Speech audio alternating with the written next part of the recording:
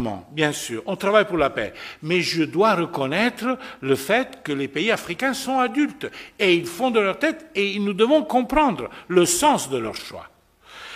Et nous travaillons pour le DDR en RCA et nous savons que la RCA, tant bien que mal, cherche tous les aides qu'elle peut trouver. Disons-nous la vérité, les Russes ont sauvé la vie à Touadéra à un moment donné, hein, contre les rebelles. Personne d'autre l'aurait fait. Personne d'autre n'était là pour le faire. Mais aujourd'hui, il y a aussi les Américains. Même toute cette obsession occidentale, non, nous et pas les autres, je trouve est vraiment une obsession. Il faut comprendre que le monde est devenu adulte beaucoup plus rapidement de ce que nous les Blancs, avions pensé. Et en ce sens, l'Afrique fait son chemin. Vous avez cité, Monsieur le ministre, la guerre en Libye. Je me rappelle la guerre en Libye. En Italie, même les cailloux savent que la France sarkozienne a voulu la guerre en Libye contre l'avis de Berlusconi, mais qui était faible. Comme toujours, l'Italie est plus faible parce qu'elle a une dette énorme qui est garantie par les autres pays de l'Union européenne. Donc, on doit faire attention. Patati, patata, patata. Ça, je vous laisse cette histoire. Et puis, les Américains ont laissé faire. Mais nous, on avait dit que c'était une erreur.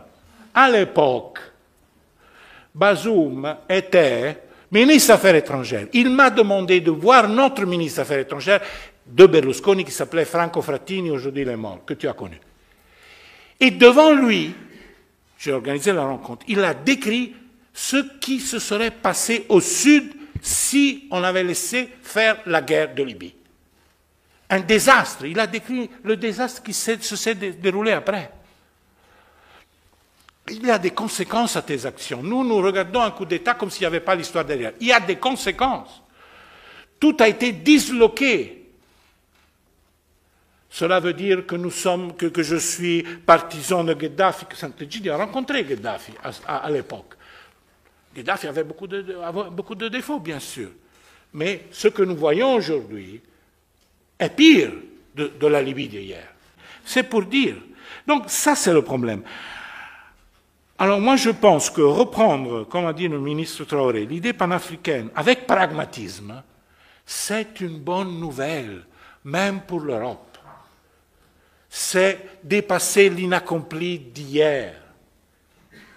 C'est une bonne nouvelle. Les Européens devraient comprendre cela de façon positive. Si l'Afrique se prend en main, décide de s'unir, de faire une confédération, comme vous avez dit, en visant la fédération, pas à pas. Nous, les Européens, nous savons combien c'est difficile de faire une union. C'est très difficile. Hein? Et c'est une bonne nouvelle. Et quel est le véritable défi de l'Afrique aujourd'hui? Produire, transformer. Nous, on lit sur la presse, tout l'or de l'Afrique occidentale va aux Émirats, les Émirats sont en train de manipuler l'or qui vient aussi du Kivu, etc. Mais ça, on peut le dire de toutes les matières premières. C'est une vieille histoire que nous connaissons très bien. Nous devons renoncer à quelque chose sur les biens, sur les matières premières agricoles, énergétiques et minéraires, et faire de manière que l'Afrique produise, qu'elle s'industrialise. Et ça, c'est le défi de l'Alliance du Sahel, moi, je pense. Si vous voulez répondre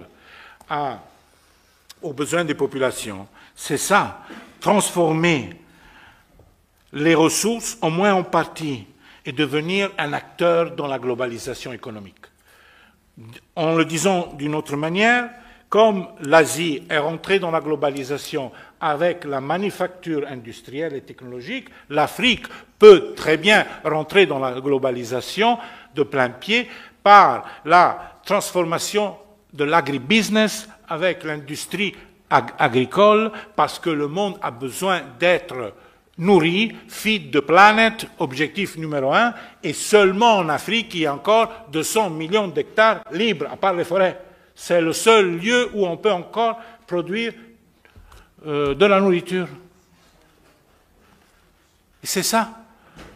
Je ne dis pas seulement ça, mais ça, c'est sûrement une chose importante sur la démocratie. La narration que l'Afrique et le Sahel ont abandonné la démocratie. Je ne crois pas que jusqu'à quel point, il y avait un besoin de sécurité qui n'était pas adressé. Vous avez cité Kidal, mais Kidal, tout a commencé à Kidal. Quand Kidal n'a pas été rétrocédé à l'armée malienne, tout a explosé. Et c'est là, et maintenant vous l'avez repris, et c'est là que tout a commencé. Disons, la rupture sentimentale a commencé.